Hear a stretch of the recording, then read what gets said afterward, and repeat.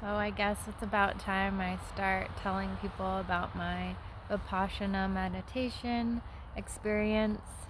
It was supposed to be 10 days of silence. I signed a consent form that I would stay the whole 10 days. I actually personally was not able to. Um, kind of felt like I got all that I could out of it in 3 days.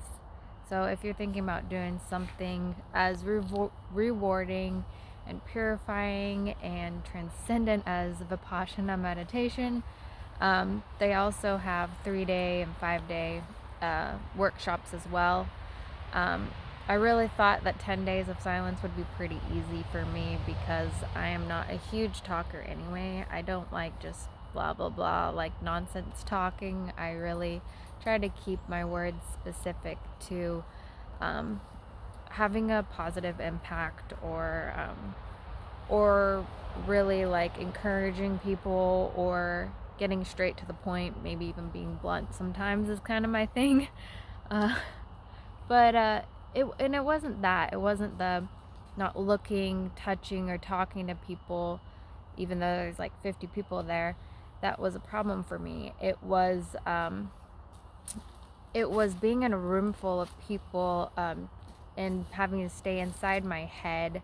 Being an empath really makes me energetically read a room, and when everybody is dealing with what's going on in their head, purifying the misery and trauma that they've been through, I kind of was just receiving all that energy and not able to work on my own energy in the group meditations. When I first got into it, went there, I was like so positive, so into it, so looking forward to it. I got there, felt really safe, and really excited to see half the people there, all men, doing their healing work, making sure that they're not going to be projecting trauma onto the people in their lives, and that they can be a part of human healing. That honestly, half the time I tell people about that, just brings tears to my eyes because I have had so many experiences with men that just triggered me or traumatized me, and to know that there's a bunch out there doing what they can to not be that kind of man gives me so much hope, and I look forward to meeting those men on my rest of my journey. Right, so after the first few days, I was so diligent, um, so eager to get the rewards of the Vipassana technique of meditation, and I was still like riding that wave of knowing and expecting to get a lot out of it. So that by the third day, that evening, um, I hit a full body experience. It was like heaven. Like my body just felt like it didn't need anything. It already had all that it needed. I was in a perfect alignment with my, like I connected to my highest consciousness. I um I reformed that relationship with my wholeness, my whole self. So not just the experience that my brain and body has had to go through the last 30 years of my life, but with um, my eternal self touching base with my brain and my body. Um, is very difficult to explain, especially if you're somebody that's very reason and rational based, very present with technical science, physical terms. But I believe there is no separation. What our physical bodies experience, every atom in our bodies is already interconnected with every atom of the universe. Our humans are our human substance is meant to be living on this planet, meant to be riding this natural order of things like you see in nature, you see in the earth, you see in the universe and galaxies. There's a natural order, there's universal laws, and these are things that, in order to enjoy our human experience to its fullest and finest, we have to follow these natural order of things. And society and manipulation and corruption and perversions all take us away from that natural order of things that our eternal self has a right to. So reconnecting with that awareness, reconnecting with your breath, quieting the mind, all of that is so difficult because we're so our American disgusting culture wires us to use anything as a means to not be fully present, not be fully connected.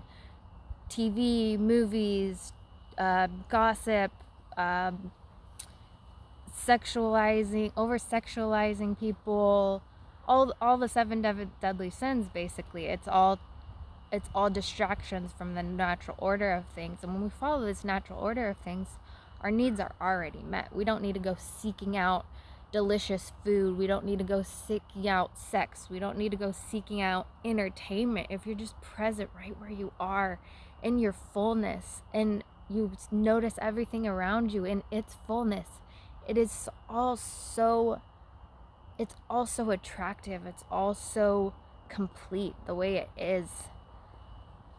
And I have seen that. I've seen that most of my life and understood to an extent that most of my life. So this practice of vipassana, it really, it's something you have to keep up doing every single day. It's really motivating because you're tapping into all the sensations all over your body that, whether you know it or not, is holding trauma. It's whether you've projected things to other people or received projections from other people that weren't rightfully yours to carry, we all have it. And every single day we live, we're collecting and giving out more of this energy that's not necessarily a natural and healthy energy to give and receive. It's unavoidable in our culture. That's why the meditation should be practiced every morning and evening. All we can do is become more aware, more enlightened, more tapped into our truest, fullest self, so that we don't have to give and receive that. One of the latest videos I watched, so I left at day 7 because I was getting triggered so bad from my trauma of being in a room with a lot of people. I've had a bad acid trip about 6 years ago, and I have sexual abuse as a child, and raped later in life, maybe about 6 years ago. I was raped and had that bad acid trip, and that all kind of made me just triggered and have anxiety, have like hallucinations. I went into in order to cope with those hallucinations and cope with that trauma, I actually kind of made up like a little fantasy world inside my head that to try to keep me safe. It was very unintentional, unconscious maybe even, but I had to pretend reality was a little bit different than it was, just so that I could get through my daily tasks and provide for myself. I know anybody, if you have like deaths or near-death experiences, or have been raped or anything like that, you probably know what I'm talking about. You're probably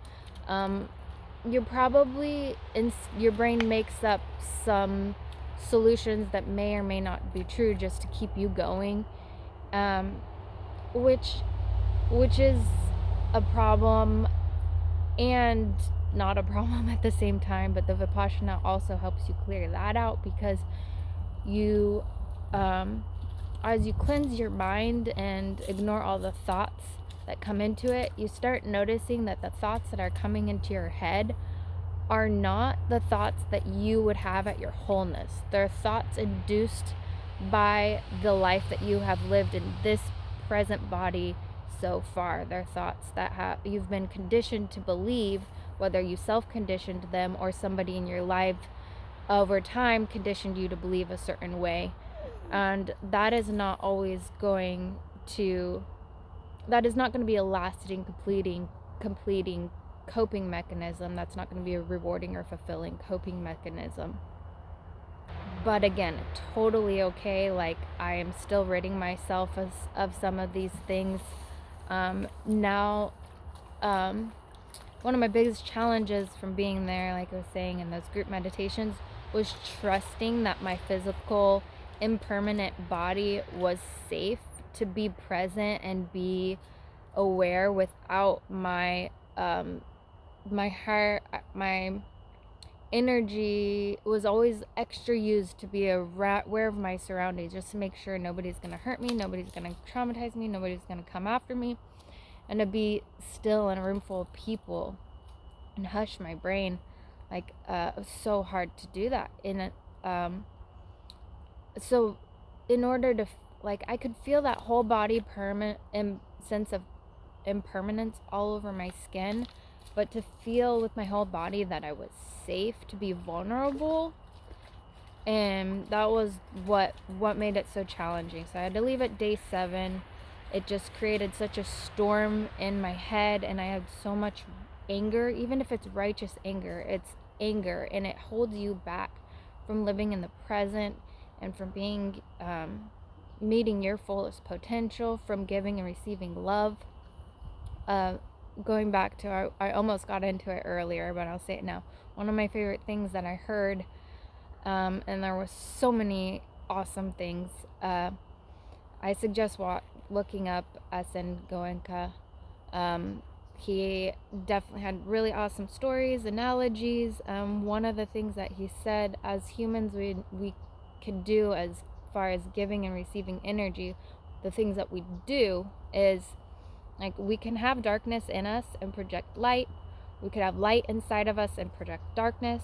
We can have darkness inside of us and project darkness. We can have light inside of us and project light. So clearly, like, we all want to be embracing and meditating and refurbishing daily the brightness inside of us and projecting that brightness onto others.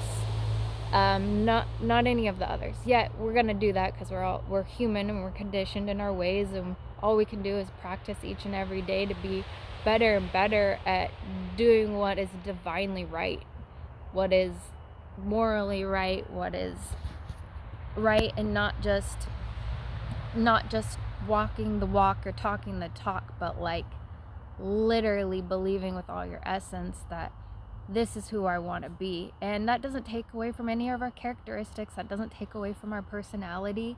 That literally just makes us growing in at more of a rate that makes us healers. That makes us on a path of like brightening the world around us, not taking advantage of precious joys like these berries behind me, so or the experience you have with a loved one, holding my niece for the first time the other day, my third blood niece. I've had such a grudge and resentment about with my brother. I didn't even want to meet her for a while, but just because I now have the power to let go of these things that did nothing for me or nothing for the people around me that I should be loving towards.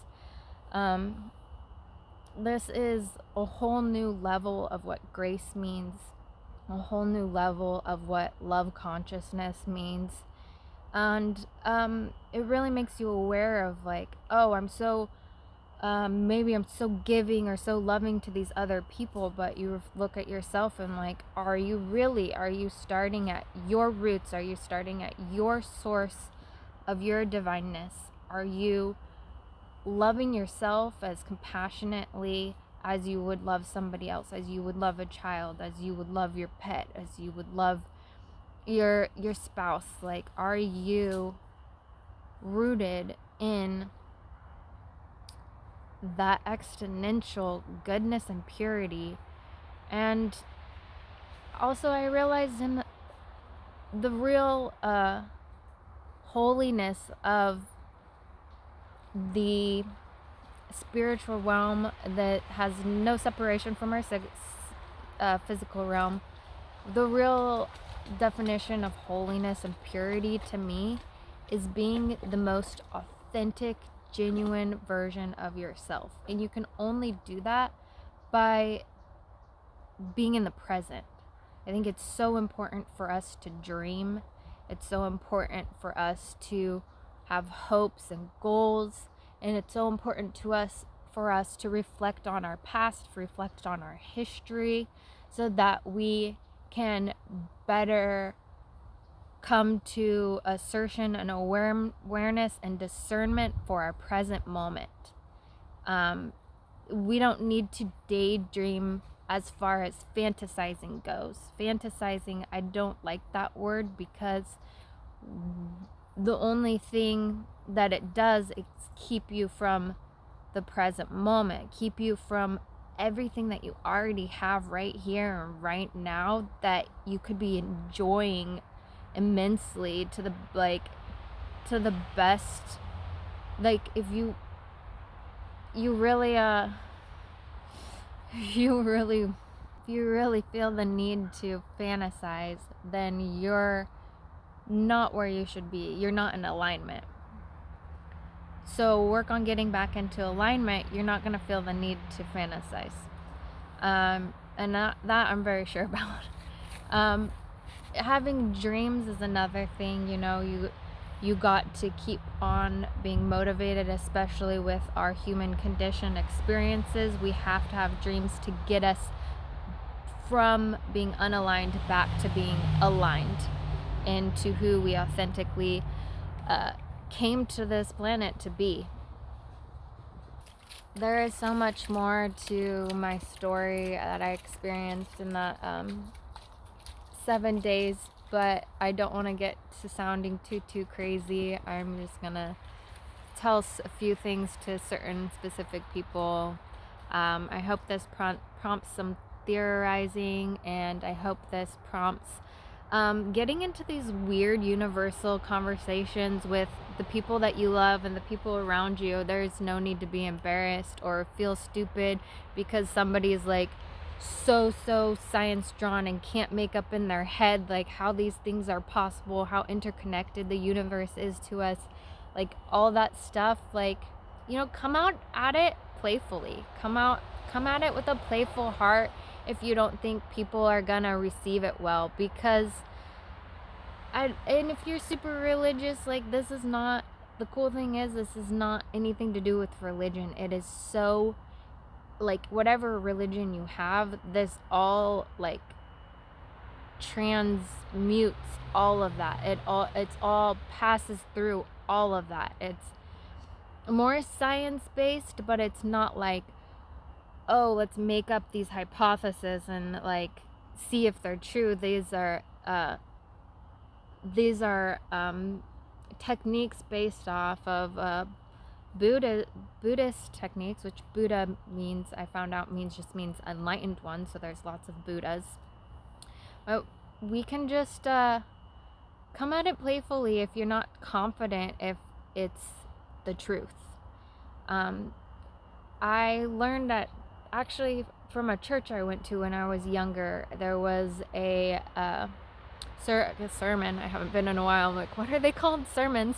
There was a sermon about doubt, and that is one of the, like, strongest sermons I've ever heard and clung to from my days of being a Christian, is the sermon about doubt. And his point was that doubt is not a bad thing at all. We need to have doubt in order to have the motivation to seek truth. It doesn't matter if you walked years of, like, terrible path just doubting reality and doubting our existence and doubting what you're doing in this life and what you have to offer in this life. As long as you use that doubt to motivate you to find truth. And I feel like I re-experienced last 6 years of my life in, like, 6 days. I reflected on the last 6 years in 6 days, and it almost all, like, repeated itself. It was so odd, but then the meditation also just filled in the blanks of this enlightenment that I have been receiving over the last 6 years. I felt like I'd done it before almost, and it all connected so fast. I'm gonna continue to practice it every day, and also just practice trusting my connection with the universe. It's all interconnected, and the only thing that separates us from the connection with the divine universe, with what you may call God, the only thing that separates us from that is our searching for proof. You just be still and know that every atom is in you is already in alignment with every atom and everything else, and you're not seeking outside pleasures. You just trust, and you work diligently meditating on that trust factor, or in that factor of that our bodies are so impermanent, and your eternal divine self can start leading the way like it was always meant to. And so that's where I'm at. I'm so grateful for the experience, even though I couldn't make it through, even though I couldn't follow along with all of the techniques in the moment I was taught them. I worked harder than I have worked in years. That was the hardest experience I've been through since 6 years ago when I was raped and had that really bad acid trip. Like, I haven't experienced something that stirred so much chaos and anger inside my brain since then.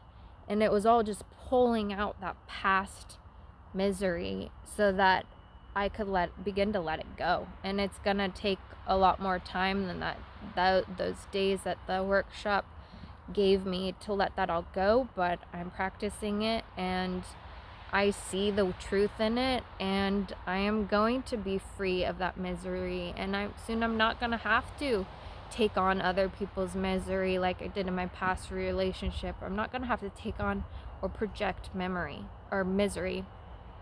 I can be free, and I hope everybody else is, being genuine to their self, to who they really want to be. Being a free spirit doesn't mean like you're gonna be a gypsy and want to travel the world and turn into a hippie and like all that stuff. Being a free spirit means that you're unashamed and trusting that you already have all the answers inside yourself. You know yourself, and you know why you're waking up in the morning. You know why you're getting done what you want to get done that day, and you're joyfully doing it every single day because you know that's your most authentic truth, and that's you being witnessed.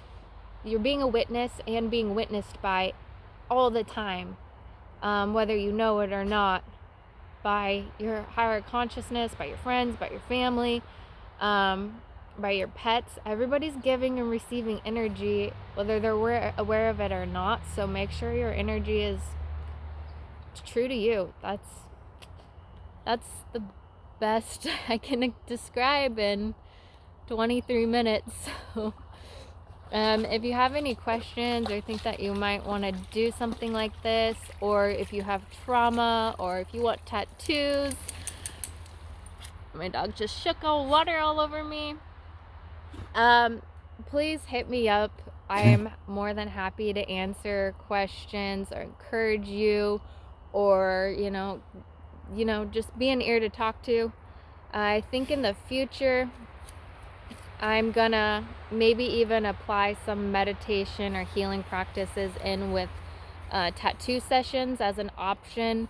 That might be a year or two out. I'm still working on getting my mobile tattoo facility going. I actually went and saw a really perfect RV today for it, but I am a little bit short and might need to get out a loan. Anyway, I might not have our mobile tattoo facility done till spring, but I am guest working in Grants Pass and Corvallis. There's a shop in Portland that said I could come guest work as well. There's one in Eugene I've guest worked at. So if anybody listens to this and wants to get connected to me, I'm here for you, and I am excited to share my return to my purity as Jessica Elaine Hewlett, and encourage anybody to do the same if they want to. Thanks for listening and getting 25 minutes into a video. I know it's a lot, but I hope it was as rewarding for you to listen to as it is for me to speak my piece about it. All right, love you. Thank you.